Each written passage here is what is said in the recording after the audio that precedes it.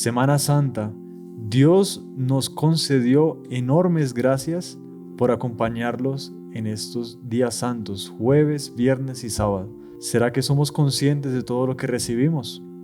Si deseas recibir estas gracias, o por lo menos cultivarlas en tu interior, acompáñanos en este podcast. Conversando con los Caballeros de la Virgen, el podcast mariano. Salve María, bienvenidos a un episodio más de este podcast Conversando con los Caballeros de la Virgen. Acabamos de vivir la Semana Santa y hemos recibido muchas gracias, muchas bendiciones en estas ceremonias que pasaron. Para recibirlas con profundidad, para tener ese recuerdo, para justamente valorar todo lo que hemos recibido, pues vamos a tratar en este podcast sobre el Tríodo Pascual. ¿Qué se celebra cada día el Tríodo Pascual? Explicar cada ceremonia, todo su simbolismo, toda su liturgia, para de esta manera aprovechar muy bien todo eso que acabamos de vivir. Y para eso tenemos como invitado especial al Padre Jorge Velázquez. Salve María, Padre. Salve María, soy Alfonso. Bueno, es una alegría tenerlo aquí, visto que pues usted se encarga mucho de las ceremonias, la liturgia, todo en la iglesia, Nuestra Señora de Fátima. En Tocancipá. Exactamente, en Tocancipá. Y pues, claro, la persona que se encarga de ver que toda la ceremonia salga con la mayor perfección, pues tiene la facilidad, tiene la gracia de pues conocer todo lo que la iglesia propone, todos los simbolismos, todo, como que la persona tiene la obligación de entenderlo a profundidad para poderlo transmitir, ¿no? Sí, digamos que no es responsabilidad solo mía, obviamente es responsabilidad de todos nosotros, pero digamos como responsable de esta parte litúrgica, de que estén todos los materiales, etcétera, bueno, naturalmente pues hay que saber en qué consiste cada ceremonia. Claro. Porque la iglesia, la liturgia son símbolos, ¿no? Y la iglesia es madre y quiere enseñar a sus hijos. Así como un profesor busca ejemplos, busca una manera para que el estudiante entienda las cosas más claras, la Santa Iglesia es madre y por eso, por medio de su liturgia, quiere que nosotros entendamos cuáles son las gracias que estamos recibiendo, ¿no? Exacto. Por ejemplo, el bautismo. El bautismo no es uno necesita de algo espiritual, que es la gracia, pero también necesita de algo físico. Somos cuerpo y alma, ¿no? Uh-huh. Entonces, por eso Dios instituye el sacramento con materia y forma para eso, ¿no? Para que la persona viva, sienta. Con agua. Sí, exactamente. Exacto, con algo. El símbolo. Sí, porque no... A ver, al ser hechos en cuerpo y alma por Dios, necesitamos símbolos que nos recuerden las realidades eternas. Imagínense que nosotros llegáramos a una iglesia y fuera todo en blanco, solo paredes y ya. No hay nada. Eso como que no favorece un poco nuestra parte espiritual, incluso nuestra parte física. Entonces, ¿qué es la liturgia? Es una definición, digamos, como muy simple, pero muy común también. Es todo un conjunto de movimientos, de exterioridades, de disposiciones físicas, el sacerdote que abre las manos, que las pone, las cierra en oración, en fin, todo es un conjunto de estos simbolismos, estos dos rituales que se ofrece en adoración a Dios y que a sí mismo está cargado de simbolismos que nos recuerdan pues, las verdades eternas y bueno, específicamente en lo que respecta a la Santa Misa y al Tríodo Pascual, pues rememorar pues, los hechos que han pasado con la vida de nuestro Señor Jesucristo. Interesante. Y es importante también aclarar que fue Dios mismo el que quiso hacerlo, ¿no? No es una exterioridad porque sí, sino que ya desde el Antiguo Testamento Dios instituyó cómo deberían ser los sacerdotes. Dios instituyó que debería ser hecho un rito. Sí. No es simplemente como alguien dice, no, pues yo rezo en mi interior y ya está. Y nunca voy a la iglesia, ya con eso me basta. No, porque es necesario también, por una deber de gratitud con Dios, externar de alguna manera pues nuestra creencia en Él, ¿no? Claro, exactamente. Pues es algo que Él mismo instituyó, ¿no? Entonces, sí. Eso es lo importante. Y había algo también muy interesante, y es que en la Semana Santa, hay muchos teólogos y santos que comentan que las gracias que se estaban derramando en ese momento como que se actualizan. No sé, usted nos puede explicar bien porque yo tampoco sé ponerlo por palabras, pero es algo muy bonito. ¿Usted nos podría...? Sí, es algo muy sencillo. En cada fiesta litúrgica en cada solemnidad, como que cada episodio de la vida de nuestro Señor que se recuerda. Entonces, por ejemplo, en la Navidad, que es un tiempo muy especial, en que, bueno, sabemos que el 25 de diciembre celebramos el nacimiento de nuestro Señor Jesucristo, todas las bendiciones que Dios derramó en ese momento a la humanidad, a quienes estaban más cerca de Él, todas esas gracias, esas bendiciones, como que se reviven nuevamente cada vez que se celebra esa fiesta litúrgica. Impresionante. La Anunciación, por ejemplo, las gracias especiales que Dios concedió en ese momento a Nuestra Señora, etcétera, como que esas gracias se reviven y quienes participan de esa acción litúrgica pues se benefician Qué impresionante. de esas gracias que Dios está derramando. Entonces, ahora, por ejemplo, en la Semana Santa, todos los hechos que sucedieron con nuestro Señor en esos días, todas las gracias que Él dio de conversión para todos los que asistieron a esos acontecimientos consigo mismo, con su propia persona. En fin, todo eso no solamente un recuerdo, una rememoración, todo eso como que se actualiza, se revive en cada ceremonia litúrgica. Qué impresionante. Y Dios destina gracias especiales. Claro, que es como que las revive las que hubo, pero también con unas gracias específicas para el momento actual en que estamos. Exactamente.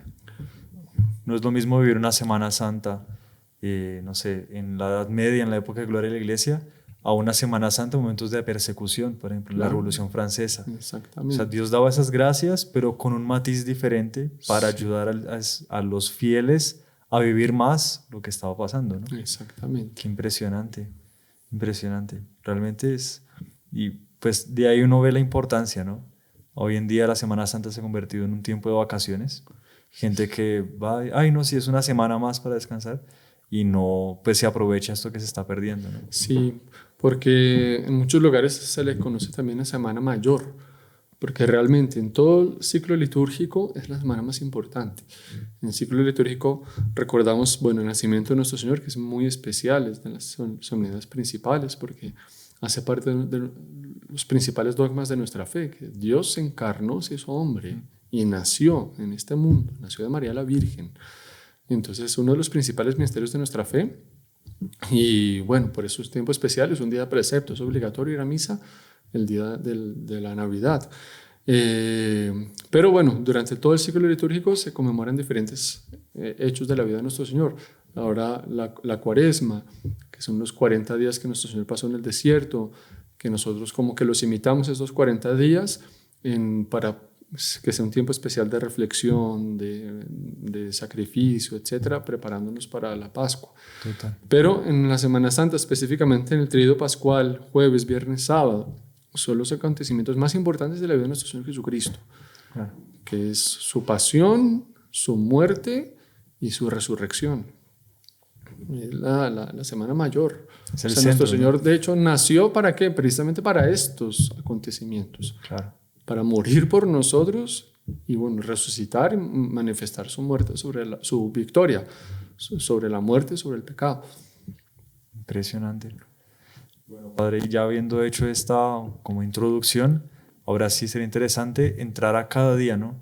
Cada día de este tríodo pascual, jueves, viernes y sábado. Si bien que no sea precepto obligatorio, porque pues sí, lastimosamente no son días de precepto, es día de precepto La Pascua. la Pascua. O sea, participar del sábado santo o el domingo de Pascua. Sí, Pero pues es como si fuera precepto, ¿no? Porque la cantidad de gracias que se derraman ahí, ahora lo vamos a ver con más detalle cuando entremos.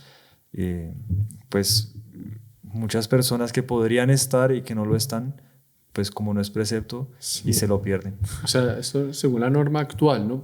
Y también dependiendo de cada conferencia episcopal, porque hay lugares donde determinadas solemnidades aún se conservan como precepto y en otros lugares las han quitado. Aquí en lo que nos corresponde específicamente en Colombia, ni jueves ni viernes santo son preceptos, solamente el día de la Pascua. Día de Pascua. Ya sabemos que el día de precepto se cumple desde que uno asista también a la víspera. En la víspera, si asiste a la víspera, ya cumple con el precepto. Entonces, si asistimos a la vigilia pascual, se ha cumplido. Fenomenal. Padre, entonces si empezamos con el Jueves Santo, ¿qué se celebra el Jueves Santo? ¿Qué conmemoramos ese día? ¿Y cuál es su importancia? Perfecto. Bueno, entonces Jueves Santo es el recuerdo, la conmemoración de dos acontecimientos muy importantes y en los cuales se manifiesta de una manera muy, ¿cómo decirlo?, como muy exuberante el amor de nuestro Señor Jesucristo por nosotros. Porque fue el Jueves Santo donde Él instituyó dos sacramentos, y es la Eucaristía y el orden sacerdotal. Es el Jueves Santo donde fue celebrada la última cena. El día anterior, miércoles, antiguamente era un día de ayuno también. ¿Por qué? Porque el día anterior fue el día en que Judas traicionó a nuestro Señor. Qué impresionante. Fue el día en que Judas Claro. se fue. Lo vendió. Sí, exactamente. Hizo toda su trama con los judíos. Y el Jueves Santo es cuando ya vienen y lo cogen prisionero. Claro. Él trama con ellos, etcétera. Dice aquel que yo bese, ese es. Y por eso tenía ese día es penitencial. Exactamente. Interesante. Era un día penitencial antiguamente. Miércoles y viernes, porque el viernes fue la pasión, fue la muerte de nuestro Señor. Pero entonces, claro, Judas hace toda esa trama y el jueves se da la última cena, que sabemos que es ya cuando él, recibe el Santísimo, comulga. Dice uno de los evangelistas que en ese momento entró Satanás en él y que nuestro Señor, queriendo salvar, y bueno, dice, haz lo que tienes que hacer. Él anuncia, uno de ustedes me va a traicionar. San Juan se le acerca y le dice, ¿quién es? Y Judas sale y poco tiempo después ya vienen con vienen los judíos, los sacerdotes con soldados y se lo llevan. Entonces, esta misa precisamente, esta ceremonia del Jueves Santo empieza con mucha gloria por la conmemoración de la institución de la Sagrada Eucaristía y del sacerdocio. Son como dos sentimientos encontrados. Sí, exactamente. Por un lado es mucha gloria, pero al mismo tiempo va a terminar. Exactamente. Asimismo, prisión, la ceremonia, digamos que tiene mucha gravedad y tiene ciertos elementos, por ejemplo, ya como de luto, de tristeza, de seriedad, precisamente por la traición que viene, por la entrega después, porque van a coger prisionero a nuestro Señor. Entonces la ceremonia, pues según las rúbricas, y creo que esto es a nivel general, el altar, a pesar de estar aún en el tiempo de Cuaresma, ya terminando, digamos, estamos en la etapa final, pero el altar, ya sabemos, en Cuaresma normalmente no tiene flores. Este Jueves Santo se permiten, pero moderadamente. Interesante. Moderadamente, moderadamente. Debe haber algunas pocas flores, etcétera, porque bueno, viene la institución de la Sagrada Eucaristía y el sacerdocio que nuestro Señor establece. Sacerdocio, ¿para qué? Él lo dice clarísimamente: haced esto en conmemoración mía. O sea, Él quiere que los sacerdotes repitan ese sacrificio, que repitan las palabras de Él en la consagración, para que se obre ese milagro de Él volver a bajar a la tierra en las especies eucarísticas. Tomad y comed todos de Él, porque esto es mi cuerpo. Tomad y bebed todos de Él, porque este es el cáliz de mi sangre. Y dice, haced esto en conmemoración mía. Nuestro Señor dijo en determinado momento de su vida: yo estaré con vosotros todos los días hasta el fin del mundo. Y es precisamente esa presencia física real en la Santísima Eucaristía que Él está cumpliendo esa promesa. Es una manifestación de un amor enorme por nosotros, que Él quiere estar con nosotros. Está en cada sagrario. Él está ahí, el mismísimo que pasó por esta tierra, el que curó leprosos, paralíticos, ciegos, el que perdonó a la mujer adúltera que estaba arrepentida y le dice no peques más. El mismo nuestro Señor Jesucristo, el mismo que sufrió en la cruz, ese mismo está presente ahí en el Santísimo Sacramento, en cada sagrario. El mismo que resucitó, Él está ahí. Entonces, claro, es una fiesta muy importante porque estamos recordando, rememorando y reviviendo las gracias de la institución de ese sacramento. Impresionante. Que Él se queda con nosotros. Y bueno, el otro sacramento importantísimo, que es el sacerdocio. ¿Por qué? Porque es que sin sacerdotes pues no hay misa, ¿no? Sí. Y los sacerdotes, obviamente, por un designio especial de Dios, por un llamado especial de Dios, por una vocación especial, que Dios escoge a algunos de entre la sociedad para ejercer ese ministerio, pues bueno, tenemos esa responsabilidad muy grande ante Dios y ante la sociedad, pero el sacerdote cuando administra un sacramento administra en persona Christi. Sí. ¿Quién puede transformar el pan y el vino en cuerpo, sangre y alma y divinidad de nuestro Señor? Nadie, solo el propio Dios. Entonces en ese momento nosotros actuamos en la persona de nuestro Señor Jesucristo. Prestamos nuestra laringe, es Él quien hace ese milagro. En la absolución, Él es el que perdona, no uno, Padre fulano de tal, porque quien no puedo perdonar una falta cometida contra Dios. Nadie tiene es poder, Dios solo quien Él mismo perdona en tiene. ese momento. Por eso ya sabemos en la absolución, dice, yo te absuelvo de tus pecados. Es por medio de nuestro Señor Jesucristo. Entonces, se recuerdan estos dos grandes sacramentos. Si bien que el Jueves Santo también, lo habitual es que hay 2 misas, una en la mañana, que es la misa crismal, que es esa misa, es la misa del obispo con todo el clero de su diócesis. Y precisamente también recordando la institución del sacerdocio, en señal de comunión de toda la iglesia, que somos una sola, y la obediencia pues, a la autoridad legítima, porque pues, los obispos legítimamente ordenados son sucesores directos de los apóstoles.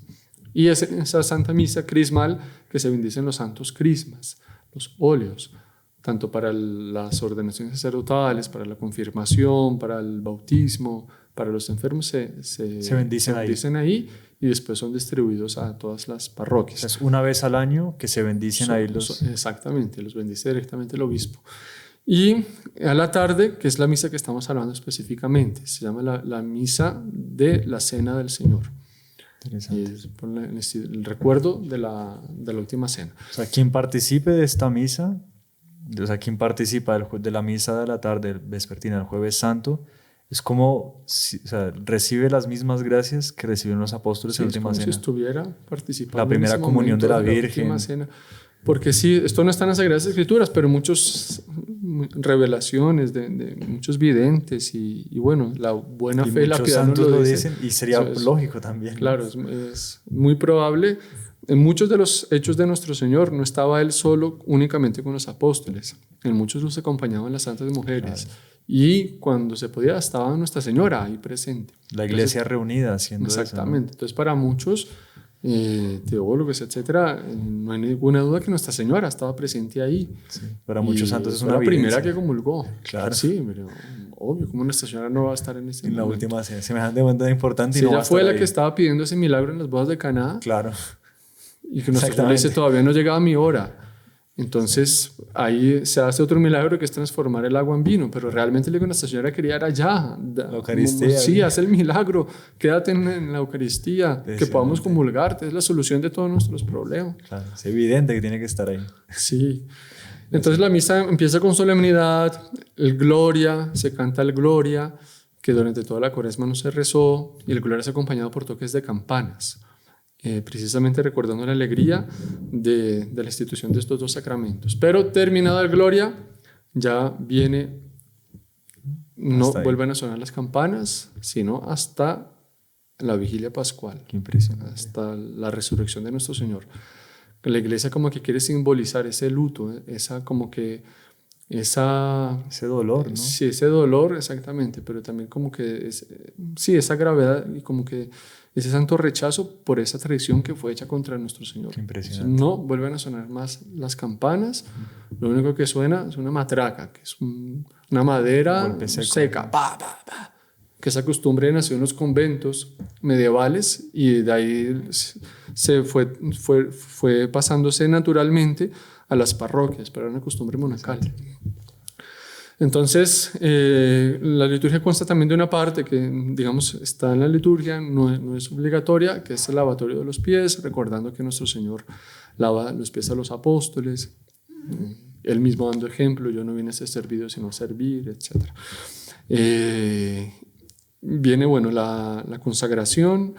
Esta misa, pues, es permitir que todos los sacerdotes que puedan concelebren estén en esa Santa Misa, porque, bueno, es algo muy importante. Pero entonces ya en la consagración, en la elevación del pan y del vino, del cuerpo de nuestro Señor y de la sangre, ya no hay campanas, son las matracas. Bueno, la misa concluye con dos ceremonias, por así decir, dos ritos. Entonces, después de la distribución de la comunión, viene la procesión del Santísimo hasta el monumento. Recordando que nuestro Señor Jesucristo fue prisionero. Entonces, aunque nuestro Señor Jesucristo esté siendo trasladado al monumento, pues es Dios y hombre, ¿no? Claro. Y en todo caso estamos pues recordando que la institución de este sacramento, que Él quiso quedarse con nosotros. Entonces, por eso esa procesión es hecha de manera solemne, con instrumentos. Muy gloriosas. Exactamente, con gloria, con esplendor, con incienso, pero sin campanas. Claro. Porque está preso. Son matracas porque está, exactamente. Por más que sea alegría, igual está preso, ¿no? Exactamente. Entonces él debe trasladarse de una manera solemne. Debe haber una procesión, aunque sea pequeña, pero debe haber una procesión. Es presidida por la cruz, vienen los cirios y los sacerdotes, en fin, y finalmente viene el Santísimo. Y llega entonces al monumento. El monumento que es antiguamente era considerado como el sepulcro de nuestro Señor Jesucristo. Y tanto fue así que muchas veces el sagrario donde se depositaban las formas, las sagradas especies, era hecho en forma de cajón de difunto. Ah, sí. Sí. O a veces, incluso en algunos lugares, llegaron a hacer imágenes de nuestro Señor Jesucristo ya muerto. Ah, sí. Y dentro de él ponen las sagradas especies. Cristo de becerra. Pero, exactamente, todo esto cambió porque, según la cronología, nuestro Señor no ha muerto aún.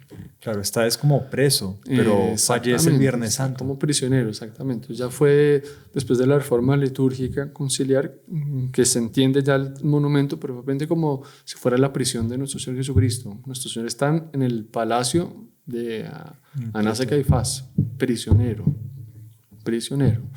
Entonces, por eso cuando se traslada el Santísimo, llega al monumento, Él queda ahí, encerradito, los sagrarios de las iglesias están vacíos, nuestro Señor está única y exclusivamente en ese monumento. Está ahí prisionero. Entonces por eso es bonito ir y visitarlo, rezarle, claro, estar con Él. Acompañarlo en ese momento de dolor, ¿no? Exactamente. Creo que fue San Felipe Neri, ¿no? El que instituyó no. San Felipe Neri fue el que retomó esa costumbre antigua de la visita a los monumentos. Sí, en la Semana Santa él veía que ya se estaba, imagínense, en esa época, él sentía que ya se estaba como que perdiendo la fe, ¿no? Y la devoción, imagínense. Y ahí él comienza con los jóvenes del oratorio y comienza a hacer esa peregrinación en Roma, ¿no? Por los santuarios, las basílicas papales, y ahí van visitando monumentos. Al final de los últimos que hizo eran casi 800 personas que lo acompañaban él todo el día, ¿no? Y ahí quedó la costumbre. Es que ahí está la cuestión que usted mencionaba al inicio, porque es la Semana Mayor, la semana más importante. Y nosotros los católicos tenemos que, en fin, llevar esta semana con mucha seriedad, con mucha compenetración. Lamentablemente para muchos es una semana de descanso y la iglesia ni les pasa por la cabeza si hay que ir o no. Sí. O al peor todavía, saben que deben ir, pero les da pereza y no puede ser. O sea, si nuestro Señor viene a morir por nosotros, lo mínimo que podemos hacer por Él en gratitud es asistir a una ceremonia, esté con Él, ¿no? Agradeciéndole. Él aceptó ser prisionero, ser tratado como un ladrón, y vamos a ver el viernes todo lo que Él padeció, ser crucificado, coronado de espinas, flagelado. Todo por amor a usted. Por amor a nosotros, para salvarnos. Y no, gracias, me prefiero pasear. No, es una ingratitud, la verdad, en relación a nuestro Señor. Es muy fuerte. Y además la ceremonia no es el día entero, dura máximo 2 horas. Pues sí, por mucho, ¿no? O sea, exactamente, la oportunidad de estar con Él, ¿no? Acompañarlo. Pero bueno, entonces termina Él en el monumento y ahí viene otra ceremonia especial, digamos, cortica, pero muy llena de mucho simbolismo, mucho significado y de mucha gravedad. Nuestro Señor llega al monumento, se inciensa, el sacerdote cierra el sagrario, el monumento donde Él esté, la caja donde Él esté, y ahí se pasan unos momentos en oración. Y viene lo siguiente, que ya con eso concluye la ceremonia completa, que es el desnudamiento de los altares. Los altares pues están claros, están con los manteles, están con las velas, con las flores. Bueno, aquí ya viene como que una manifestación de la tristeza, del dolor, del luto, y sí, como que la santa indignación que nuestro Señor Jesucristo está prisionero y Él como que está despojado de todos sus derechos. O sea, Él está encerrado ahí. Él que es Dios, bueno, Él mismo quiso padecer eso voluntariamente, pero está ahí encerradito, no tiene quien lo defienda. Los apóstoles huyeron. Queda solo. Está solo. Más adelante le va a ser despojado de sus vestiduras para ser golpeado, ser flagelado.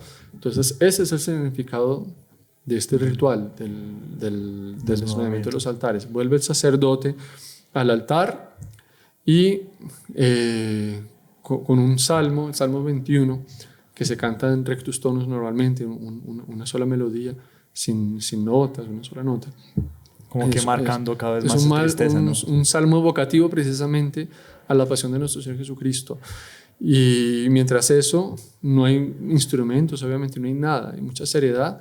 Ahí con mucha solemnidad se van apagando poco a poco las velas del altar, se van retirando los candelabros, se van retirando los manteles y queda el mantel completamente descubierto. Solamente la piedra o bueno, la madera.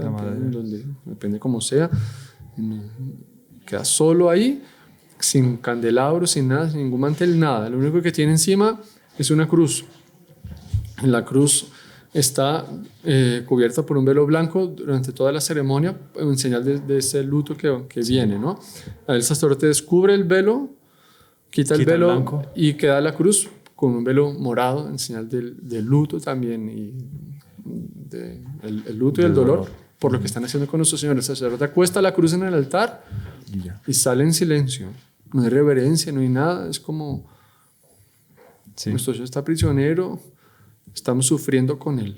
Interesante. Y es muy bonito porque al menos en las iglesias donde los caballeros intentan, los heraldos, hacemos las ceremonias y tal, pues se intenta hacer todo con mucha solemnidad, con mucha gravedad. Y a la par que se van retirando los elementos del altar, poco a poco las luces se van apagando de la iglesia y al final queda todo muy tenue, queda un ambiente de mucha seriedad, mucha gravedad. Es impresionante. Tanto así que la gente naturalmente habla pasito. Eso es verdad, se nota muchísimo. No hay risitas, no hay conversaciones superficiales. Nuestro Señor está prisionero, o sea, no es momento de risa, no es momento de fiesta. Un momento de mucha seriedad. Nuestro Señor está ahí al fin y al cabo, ¿por qué? Por culpa nuestra, por nuestros pecados, Entonces es un momento de estar con Él, de rezar, de reparar, en fin. Eso sí se ve mucho, ¿no? La gente que está en la ceremonia sale de otra manera. Sí. Sale muy, muy distinta, con mucho respeto, como muy, muy meditativo. Y de eso se trata de valorar cada vez más el amor de nuestro Señor por nosotros, los sufrimientos terribles por los cuales Él pasó y asociarnos a Él en ese momento. Interesante. Como que hacernos uno solo con Él. Sí, entonces vamos a hacer una pequeña pausa y continuamos con las otras dos ceremonias que nos faltan del Tríodo Pascual. Conversando con los Caballeros de la Virgen. En este espacio único te invitamos a entrar en conversaciones profundas y enriquecedoras con los Caballeros de la Virgen. Cada episodio está diseñado para fortalecer tu fe y acercarte más a la Santísima Virgen María. Testimonios inspiradores de quienes comparten sus experiencias y el impacto de la devoción mariana en sus vidas. Formación espiritual, aprendiendo sobre la doctrina católica, la vida de los santos y cómo aplicar estos conocimientos en tu vida diaria para crecer espiritualmente.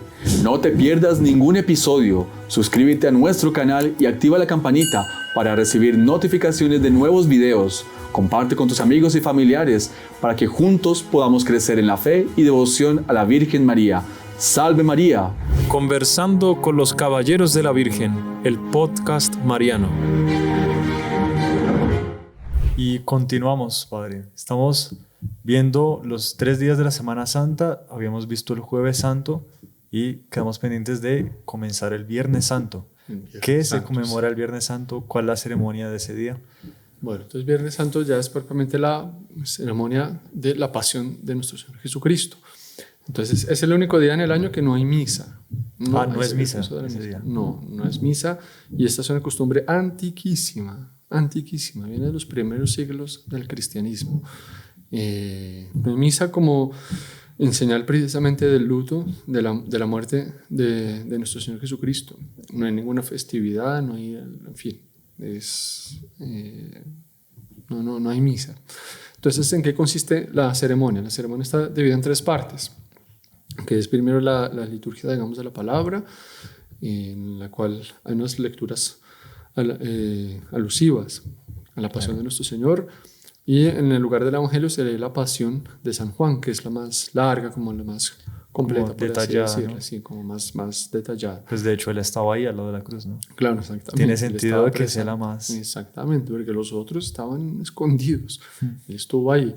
Viene esto, después viene la adoración de la cruz propiamente,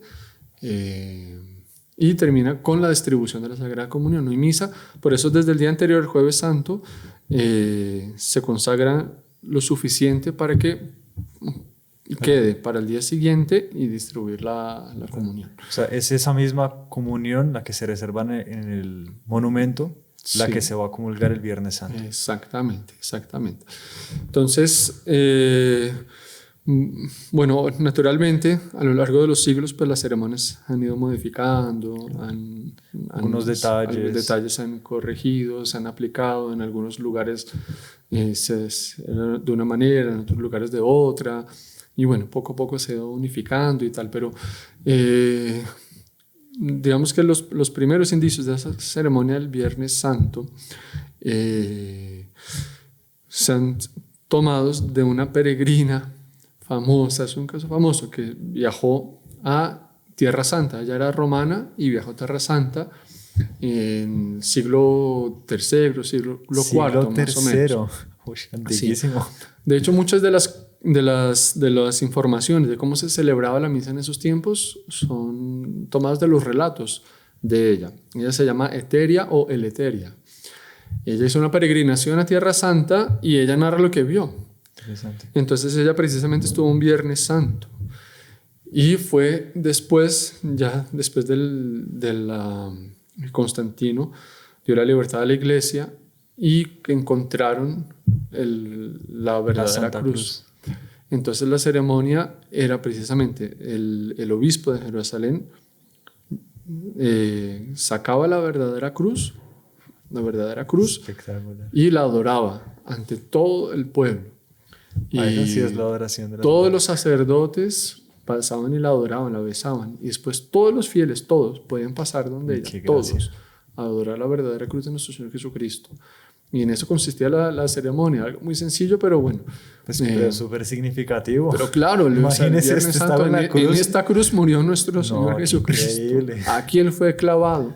Qué Entonces, por eso impresionante. esa reliquia en particular tiene como que casi que un culto de adoración. ¿Por qué? Porque es muy probable que ahí esté impregnada la sangre de nuestro Señor Jesucristo, ¿no? Pues total, sangre imagínese. divina.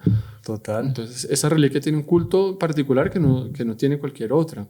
Por eso lo normal es que esa reliquia siempre esté cubierta con un velo. En fin, Claro. lo mínimo indispensable, ¿no? Puede contener sangre de nuestro Señor Jesucristo. Lo estuvo clavado ahí, derramando sangre. Sí, lo que le queda, porque ya había derramado mucha, pero Exactamente. dando hasta el final ahí, ¿no? Ahí Sí. fue que dio todo. Entonces, bueno, poco a poco se fueron como que distribuyendo pequeños fragmentos de la cruz a diferentes iglesias, diferentes lugares, etc. Y la ceremonia constaba pues en adorar la cruz. Ya naturalmente la iglesia creció tanto, se expandió tanto que ya es imposible. Sí. Entonces se establece que una cruz, cualquier cruz, se destina para esta ceremonia. Se le llama adorar la cruz en el sentido, pues que ahí murió nuestro Señor Jesucristo. Hay una relación como que muy profunda entre la cruz y nuestro Señor. Ellos son como que uno solo. Entonces, por eso la ceremonia. Entonces la ceremonia empieza con mucha seriedad también, con mucha sobriedad. No hay canto de Empieza entrada, en silencio. nada, empieza en silencio. Entra el sacerdote, va y sube directamente al altar, donde está el altar, desnudo, sin Nada encima, nada. Ni la cruz que se había acostado al diente, nada. Está solo el altar ahí. El altar está ahí. En nuestro caso, pues en Heraldos, Caballeros de la Virgen, hacemos como entra el sacerdote acompañado por los acólitos y los cirios, pero los cirios están apagados, claro, y ellos entran con el cirio hacia abajo, boca, como una señal de luto. O sea, nuestro Señor está prisionero, va a morir. Entonces el sacerdote entra y entra con la capucha. Con la capucha. Que siempre lo usamos cuando son momentos de oración, de recogimiento, de meditación, para evitar la distracción. Entonces entra con mucha penetración, mucha gravedad. Entonces llegan el celebrante, si hay diáconos, llegan frente al altar y se prosternan. Es una costumbre que viene de los primeros siglos. El obispo se prosternaba frente a la verdadera cruz de nuestro Señor Jesucristo.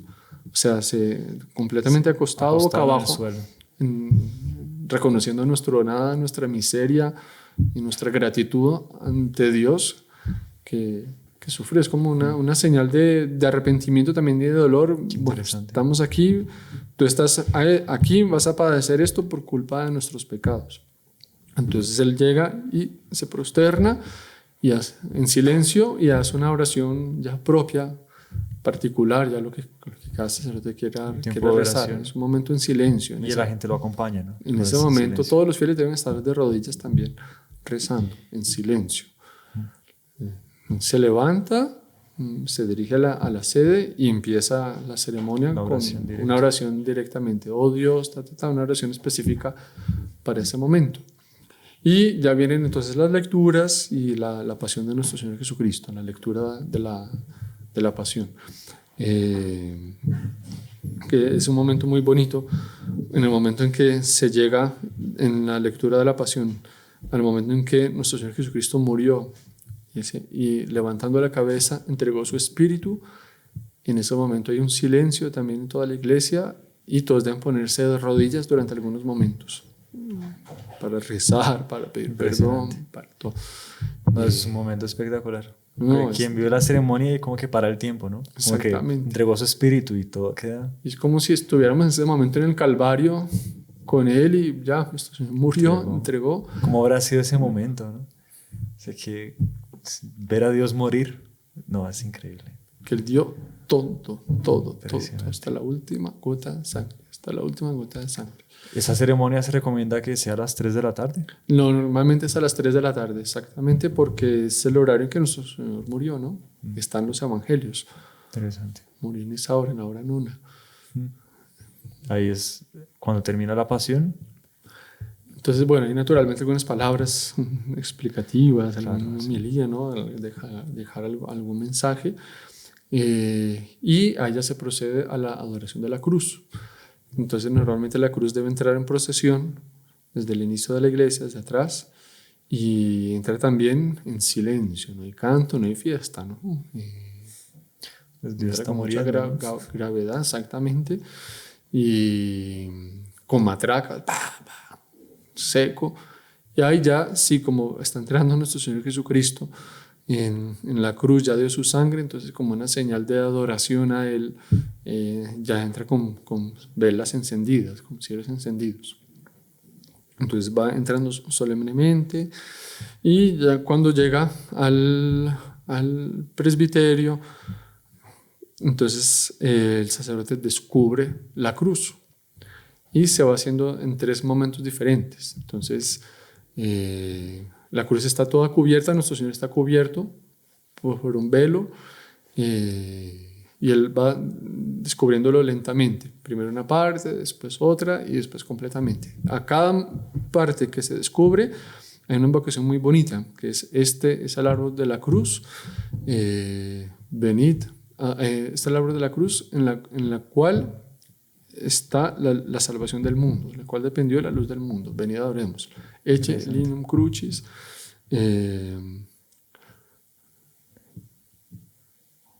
In quo est salus mundi, en la cual está la salvación del mundo. Venite, adoremos Eum.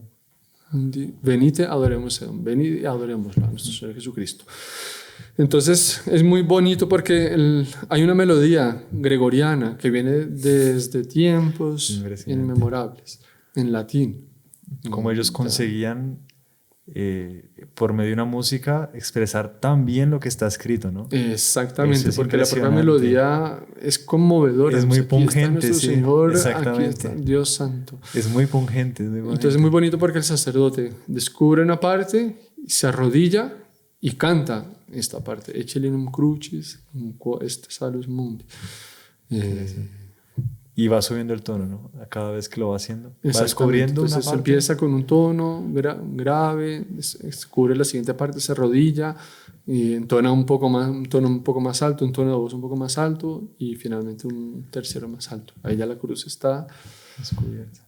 ahí. Es bonito porque a esos momentos sabes de contener las lágrimas porque es como nuestro Señor dio hasta la última gota de sangre por nosotros. O sea, si uno compara lo que uno hace por Él, realmente no le damos nada, ¿no? Sí. Él aceptó ser escupido en la cara, abofeteado, flagelado. Aunque todo eso se va recordando en la lectura de la Pasión de San Juan. Le vendan los ojos, le pegan, adivine quién fue. Claro que Él sabe quién fue, los creó, ¿no? Evidente. Ellos no existirían si no fuera por Él, es Dios. Pero Él voluntariamente acepta todas esas humillaciones, el flagelado, cargar la cruz, y allá derramar toda su sangre, o sea, después de ser una flagelación sangrienta, Cargarla toda hasta el humillarlo, lugar, hasta subir el exactamente, monte. De ¿no? la... Los cojan a... ¿Cuánta gente se pone así con amor? Porque es que escogieron a fulanito y a mí no, a fulanito. Nuestro Señor prefirió una Barrabás, un bandido, ladrón, asesino. Prefirieron escogerlo a él, dejarlo libre, y a él lo tratan como un ladrón que lo crucifican. Nuestro Señor nunca se quejó, nunca reclamó nada. Total. Nada. Y llega la hora suprema de la cruz en que dio hasta el final. No. Hay un Se santo que entregó su dice, espíritu, se muere. hay un santo que dice que por más que hagamos algo por Dios, por más que intentemos hacer todo, es justicia. Porque Él dio Es todo. un deber de justicia, Es un exactamente. deber de ¿no? O sea, justicia. no merecemos ninguna felicitación porque es lo mínimo indispensable que podemos hacer por Él. Sí. Ofrecer un devolverle a sacrificio, practicar un acto de virtud, o sea, es que es el deber, ¿no? Es el deber, sí, por lo menos así. Claro. Es lo mínimo. O sea, Claro, aquí una Dios hizo todo. particularidad teológica, pero bueno, es bueno entenderlo, ¿no? Dios no muere. Claro, Es exactamente. imposible matar a Dios, imposible. Murió en su humanidad, digamos, su cuerpo. Hay una unión indisociable entre la humanidad de Él y la divinidad. Él quiso se muere un cuerpo humano. Y ese cuerpo humano, pues naturalmente tiene cuerpo y alma. Ese cuerpo humano muere, pero la divinidad no muere. O sea, Dios sigue vivo siempre. Sí, a Dios nunca lo pueden matar. Y por eso es que Él mismo se resucita con su propio poder de Dios. Resucita el cuerpo que murió, Él mismo lo resucita. Eso no lo ha hecho ningún santo. Muchos santos resucitaron a otros, pero resucitarse a sí mismos solo Dios. Exactamente. Entonces, bueno, ahí, digamos, sabemos, Dios no muere, pero nuestro Señor Jesucristo, bueno, muere, en su humanidad muere. Se adora la cruz, ahí ya, dependiendo, digamos, de la cantidad de gente que haya, pasa una representación de todos a adorarlo, o si es posible, pues pasan todos, ya dependiendo un poco de las condiciones de cada lugar, horarios, costumbres, lógico, ¿no? en fin. Sí. Una iglesia con 1,000 personas, 2,000 personas, no va a pasar uno por uno. Exactamente, la ceremonia termina el sábado, ¿no? El día siguiente, sí. Entonces, lo normal es una pequeña representación y ya al final de la ceremonia ya sí pasan todos a adorar la cruz. Que es bonito, pero quien participa de esta ceremonia del Viernes Santo gana indulgencia plenaria. Qué impresionante. Y quien pase a venerar la cruz, a adorar la cruz, gana indulgencia plenaria. Entonces, bueno, después de la adoración de la cruz, viene algo también antiquísimo que se llama la oración universal, y es que se reza por todo el mundo. Se pide por la cabeza de la iglesia, por el Papa, por todo el clero, se piden por todos los católicos en el mundo entero, por las familias, por los gobernantes, por el pueblo judío para que se convierta, por lo que hicieron de haber traicionado al Mesías, en fin, se reza por todos. El sacerdote hace una pequeña oración, un momento en silencio por el cual todos rezan y bien. Y ya después de esto, ya viene la distribución de la comunión. Entonces viene el Santísimo en procesión también desde el monumento, pero en silencio, porque estamos en el día de la muerte de nuestro Señor. Estamos en el día de mucha gravedad, de mucha seriedad. Entonces nuestro Señor viene en silencio, un toque de campanas, de matracas, toque de matracas. Campanas no hay porque estamos en luto. Y bueno, ya se distribuye la comunión. El propio sacerdote comulga a él, se da a los fieles, se distribuye la Sagrada Comunión a los fieles. Los enfermos que no puedan asistir a las ceremonias, también ellos pueden recibir la comunión desde que coordinen antes, pero los ministros pueden llevar la comunión los 3 días, tanto jueves como viernes como sábado, los 3 días del tríodo. Y terminada la distribución de la comunión, hay última oración y ya, el sacerdote sale haciendo una vena en el altar y ya, no hay la señal de la cruz, nada. Estamos en luto, estamos en un momento grave, serio. Nuestro Señor murió por nosotros, por nuestros pecados. Interesante. O sea, imagínese que la muerte de un ser querido, murió mi papá, murió mi mamá, duele. Claro, o murió alguien muy famoso, muy estimado, pero murió Dios.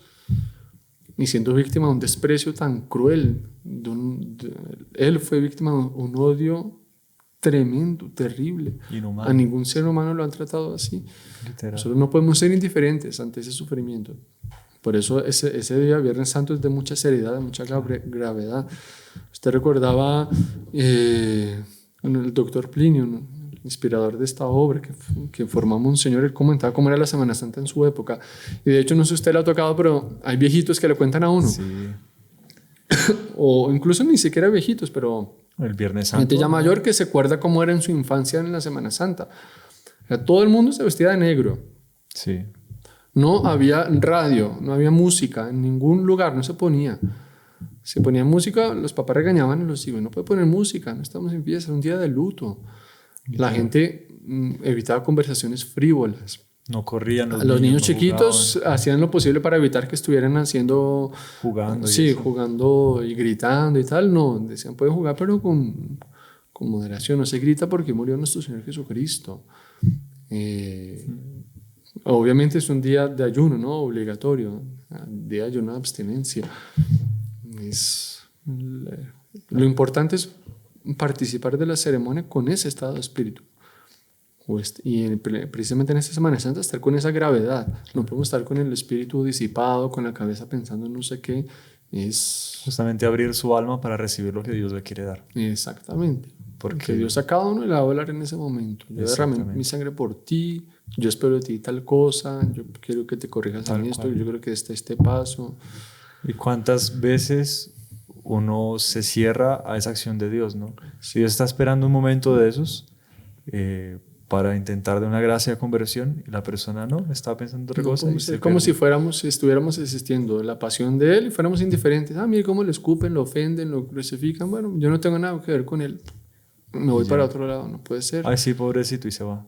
O peor aún los que lo están golpeando, ofeteando, ¿no? Lo que hacemos si estamos pecando, si estamos ofendiéndolo, estamos en pecado mortal, es lo que estamos repitiendo eso.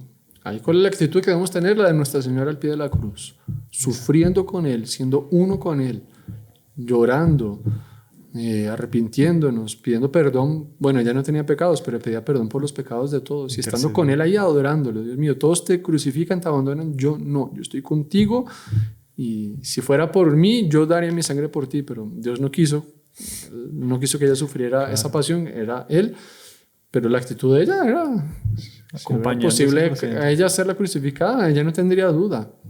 Por amor a Dios, lo que sea. Impresionante. Fenomenal. Y padre, pasamos al sábado porque... Sábado Santo. Es que ustedes están dando detalles y es tanta bendición que es impresionante. Sí, sí. Bueno, el Sábado Santo es muy bonita la ceremonia también, es espectacular porque no todo terminó en una tragedia. Nuestro Señor triunfó sobre la muerte, sobre el pecado, sobre el demonio, ¿no? A Dios no lo mata a nadie, Dios no lo derrota a nadie. Y Él demostró eso con su resurrección. Los malos ya, acabamos. Tontos, tontos. Empezó su ruina. Nuestro Señor Jesucristo resucita, no pueden hacer nada contra Él. Más adelante va al cielo un cuerpo y alma.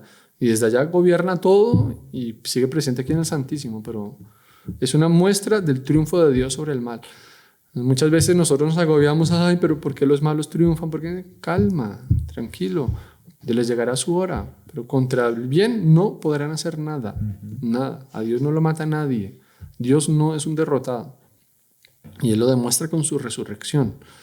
Entonces, claro, nuestro Señor muere el viernes, es un momento muy trágico, bajan el cuerpo de Él, Nuestra Señora con cuánto dolor, esa imagen bonita, la Pietà famosa, nuestro Señor como que puesto en las piernas de ella llorando, bueno, limpian la sangre, lo embalsaman, lo llevan al sepulcro, bueno, entonces, por eso el Viernes Santo mucha gravedad. Y así todo el sábado, hasta el momento de la vigilia, porque nuestro Señor está en el sepulcro. Sí.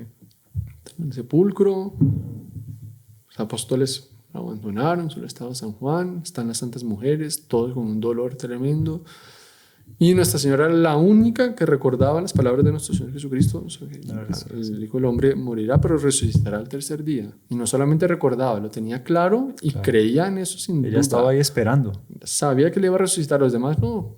Una tragedia. Las santas mujeres también. Bueno, entonces el sábado santo se conmemora la resurrección. Antiguamente se celebraba tan tarde que era ya casi el domingo y terminaba en 4 de la mañana, 3 de la mañana. Entonces la iglesia sabiamente lo fue pasando para la vigilia de sábado para domingo, porque de hecho se cumplen los 3 días de nuestro Señor. Murió el viernes, pasa todo el viernes en el sepulcro, digamos, y el sábado de la noche resucita, digamos, de sábado para domingo, por así decirlo. Bueno, entonces empieza todo a oscuras, ¿no? Estamos en tinieblas, por así decir, un símbolo de las tinieblas del pecado, de la maldad que crucifican a un Dios, y las luces están apagadas en la iglesia, todo tenue, y se prende el fuego. Según las normas litúrgicas, la ceremonia debe empezar que esté oscuro, a la noche o a las 6 de la tarde, en fin, cuando ya está oscuro, cuando el sol ya se haya puesto. Entonces se bendice el fuego, símbolo de la vida y de la resurrección de nuestro Señor. Con ese fuego se enciende el cirio pascual, que el cirio pascual es símbolo también de la resurrección de nuestro Señor Jesucristo, símbolo de Él y de su resurrección. Y él dijo, yo soy la luz del mundo, el que me sigue no camina en tinieblas. Entonces nos recuerda estas palabras de nuestro Señor Jesucristo. Y como nuestro Señor padeció, como lo refleja Él, lo simboliza Él, entonces el cirio pascual tiene las 5 llagas de nuestro Señor Jesucristo. De hecho, cuando Él resucitó, Él quiso manifestarse con las llagas, se quiso manifestar hacia los apóstoles. Entonces el cirio tiene las 5 llagas. Tiene la inscripción alfa y omega, que son la primera y última letras del alfabeto griego. Nuestro Señor es el comienzo de todo y el fin de todo. Toda la historia es en función de nuestro Señor Jesucristo. Y siempre también tienen los números del año corriente. En este caso sería 2025. Que es un año, digamos, que se consagra a nuestro Señor. En este año se conmemoró su Pascua y bueno, que Él sea la luz que nos guía. Y el cirio entra en procesión, todo en silencio, y Él para 3 veces y se canta Lumen Christi, luz de Cristo. Todos respondemos gracias a Dios. Se canta 3 veces en conmemoración de la Santísima Trinidad, recordando que es un solo Dios y bueno, la Santísima Trinidad que está presente y que contra ella nadie ni nada no la van a poder derrotar. Y una cosa bonita es que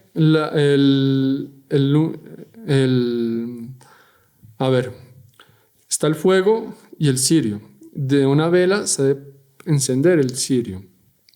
O sea, el sacerdote toma una vela pequeña para poder encender el cirio. Enciende el cirio, exactamente. Y ya después él, en determinado momento, empieza con su vela encendida del cirio también, va pasando a los demás.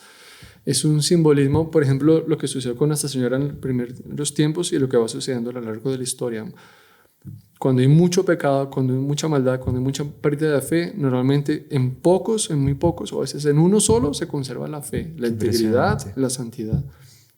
Y en la medida en que todos acepten su influencia, sigan su ejemplo, de ahí esa santidad se va a ir irradiando. Qué interesante, es esa vela que enciende las otras, ¿no? Exactamente. Qué impresionante. Exactamente. que va enseñando el camino de la conversión, etc. Muchas veces fue así, eran mundos perdidos y era un santo o una comunidad de almas santas que mantenían firmes su fe, su moral y que iban influenciando poco a poco, iban como que transmitiendo esa santidad, difundiendo esa luz a lo largo. Qué impresionante. Sí. Viene ya entonces el canto del pregón pascual, que según la costumbre eran los diáconos que lo deben cantar. Si no es diácono, pues bueno, se permite que lo cante otro. Sí. Y en los primeros siglos era muy bonito porque los diáconos, ¿qué tenían que hacer? Era un canto de acción de gracias y de alabanza a la resurrección de nuestro Señor Jesucristo, simbolizada en ese cirio. Pero no había un texto fijo. Cada diácono cantaba lo que el Espíritu Santo le inspiraba en el momento. Y dicen que eran cosas pero maravillosas, bellísimas. Pues bellísimas. De hecho se cuenta, es una tradición, pero que en Jerusalén, en concreto, en específico, el cirio se prendía solo. Qué interesante. Durante algunos años. Estaba ese milagro, nuestro Señor manifestando que Él sí resucitó y bueno, Él es la luz. Entonces viene el canto del pregón pascual, que es bellísimo también, ya obviamente un texto ya definido, claro. Y que nos recuerda porque el cirio va entrando a oscuras por la iglesia. Entonces es una rememoración también de el paso, la Pascua precisamente, el paso de los judíos de la esclavitud a la libertad, que salen de Egipto, atraviesan el Mar Rojo y llegan a la tierra prometida.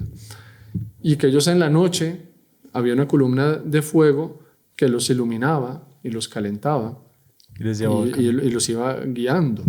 Entonces, símbolo también de esa columna de fuego, símbolo de esa luz que es nuestra Señora, que nos va guiando en medio de las tinieblas y que nos rescató del pecado y nos lleva a la libertad. Y cobra más sentido, ¿no? Cuando uno participa de la ceremonia, cobra más sentido saber, pues claro, ahora sí entiendo. Claro, estamos... ¿Qué está pasando? Exactamente. Interesante. Ya después del pregón pascual se rezan, normalmente son 7 lecturas del Antiguo Testamento con respectivo salmo, todas alusivas al paso de la esclavitud a la libertad, de la alianza de Dios con los hombres, la promesa del Mesías. Porque se comienza desde Adán y Eva, ¿no? Sí. Desde el pecado de Adán y Eva y va pasando. Son 7, pero se pueden reducir a 3 ya dependiendo del tiempo, etc. Pero hay una obligatoria que tiene que ser sí o sí, la del Éxodo, que recuerda el paso del Mar Rojo. Ya después entonces ya viene el Aleluya. Ahí sí, ya viene el canto del Evangelio. Antes del canto del Evangelio se lee la epístola de San Pablo a los Romanos, que es alusiva ya a la resurrección de nuestro Señor Jesucristo, porque ya nuestro Señor resucitó, ¿sí? Entonces, en fin, es una epístola muy bonita, muy bien seleccionada, que normalmente es cantada. Ya después de esto, ya viene ahora sí el Aleluya. Se canta Aleluya, que durante toda la Cuaresma no se canta. El Aleluya es un canto de acción de gracia, un canto de júbilo. Aleluya viene del hebreo, que significa alabanza a Dios. Entonces, igual que el Viernes Santo, estaba cantando en 3 tonos diferentes, y con un canto muy bonito, una melodía muy linda. Sí. Se canta el Aleluya, se proclama el Evangelio, normalmente en el Evangelio se inciensa, pero no hay cirios acompañando el Evangelio, como siempre. ¿Por qué? Porque esa falta de luces al lado del Evangelio simboliza la falta de fe de los apóstoles y de las santas mujeres en la resurrección de nuestro Señor. Ellas todavía no habían creído que Él había resucitado hasta que no vieron.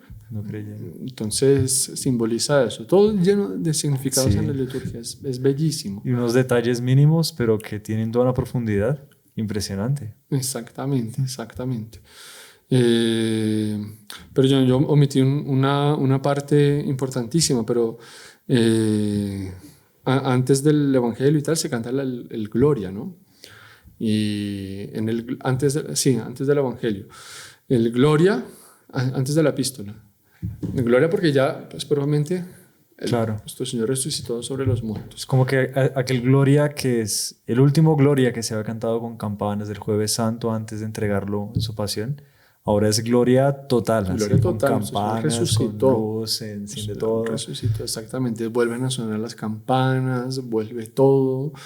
Normalmente se adorna el altar así de una manera espectacular, con flores, Sí. con... Entonces lo normal, digamos, son costumbres, pero el altar está todo cubierto por algún tejido y que no se ve. Y el altar está todo súper adornado con esplendor y tal. En el momento en que se canta Gloria, cae el tejido y ¡guau! Es un esplendor de... En fin, como que rememorando la resurrección de nuestro Señor. La piedra salió volando. Literal, exactamente. Nuestro Señor está con toda su majestad, con toda su gloria. Está en cuerpo glorioso. Entonces es bellísimo. Nuevamente las campanas repican, etcétera, y bueno, es rememorando el triunfo de nuestro Señor. Y ya la misa, digamos, continúa normal, común y corriente, pero tiene una particularidad, que después de la lectura del Evangelio son la renovación de las promesas del bautismo, y normalmente cuando hay personas para ser bautizadas, sobre todo adultos mayores, la costumbre es que se bauticen en este día, de ser posible. Claro. Pero en la costumbre antigua, en los primeros siglos, que era ese día que se bautizaban. Y entonces, pues es un día especialísimo porque son nuevos miembros que entran a la iglesia, el bautismo purifica de todas sus manchas, y de hecho, pues es gracias a nuestro Señor que Él instituyó ese sacramento del bautismo, y bueno, es una manifestación más de la alianza de Él con nosotros, que quiere que seamos hijos de Él y que participemos en alguna medida de su propia divinidad. Claro, es por eso que se conoce la ceremonia como la bendición del agua y el fuego. Exacto. Sí, se bendice el fuego al inicio. El fuego al inicio y el agua se bendice. Esta parte se le conoce como la liturgia bautismal. Entonces, si no bautizados, igual se bendice el agua y el sacerdote pasa por toda la iglesia esparciendo agua bendita para todos, como una señal de purificación, y que todos nos comprometemos a ser fieles a las promesas del bautismo, a renunciar al pecado, renunciar a Satanás, creen en Dios, creen en nuestro Señor Jesucristo, creen en el Espíritu Santo. Interesante. Es esto. Y entonces, como un símbolo también ya pues de esa purificación que nuestro Señor hizo con nosotros en su cruz, ¿no? Con su pasión. Ya resucitó y ya es la gloria. Vuelve la aleluya, vuelven los instrumentos musicales, músicas con mucha alegría, mucha gloria, de la júbilo. resurrección de nuestro Señor. Qué interesante, qué impresionante. Bueno, ahí está la importancia, ¿no? Vivir la Semana Santa bien vivida. De hecho, quien participa, eso se nota mucho, ¿no? Quien participa a las 3 ceremonias, llega el domingo otro, ¿no? Se ve y es que de eso se trata, ¿no? Tiene que haber un cambio, o sea, una mejora en la virtud. O si alguien está en el pecado, bueno, que ya salga diferente, ya salga dispuesto a renunciar a cualquier pecado. Que Dios ahí auxilia, ¿no? Dios da la gracia justamente para mostrar, o sea, esa gracia sensible, ¿no? Para justamente mostrar a la persona que Él está detrás, que Él es el que quiere operar esa conversión, Él es el que quiere ayudar más, Él es el que quiere, o sea, más que la persona misma, el que quiere es Dios, ¿no? Claro, o sea, lo que pasa es que lo que sucede, ¿para qué se encarnó nuestro Señor? ¿Para qué murió en la cruz? 2 finalidades. La principal, para reparar la falta hecha contra Dios, porque un pecado contra Dios solo lo puede reparar un ser infinito, el propio Dios. Y la segunda, para salvarnos, perdonarnos de los pecados y salvarnos. Y esa es la razón de ser nuestra en esta tierra. Nosotros estamos aquí para llegar al cielo, para salvarnos. Y durante toda nuestra vida Dios está siempre golpeando nuestra puerta, haciendo todo para que nos salvemos. Total. Y precisamente la Semana Santa es una ocasión muy especial para nosotros abrir nuestro corazón a Él y aceptar todas las invitaciones que nos hace para tener ese camino de salvación, para que no nos perdamos. Entonces nuestra vida tiene sentido en función de Dios, para amarlo, quererlo, servirlo y mediante esto salvar nuestra alma. Fenomenal. Padre, pues si le parece, ya se acabó el tiempo. Si usted puede dar una bendición pidiendo a Nuestra Señora, o pues sí, impetrando de Dios eso, ¿no? Tener el corazón abierto, abrir nuestra alma para recibir esas gracias propias de la Semana Santa. Exactamente, claro que sí. Y vamos a pedir de manera especial la intercesión de Nuestra Señora para que tengamos una participación de toda la compenetración que yo tuvo en esos momentos también. La bendición de Dios Todopoderoso, Padre, Hijo y Espíritu Santo, descienda sobre nosotros y permanezca para siempre. Amén. No olviden compartir este video, transmitan esas gracias también Y bueno, les esperamos en una próxima ocasión. Salve María.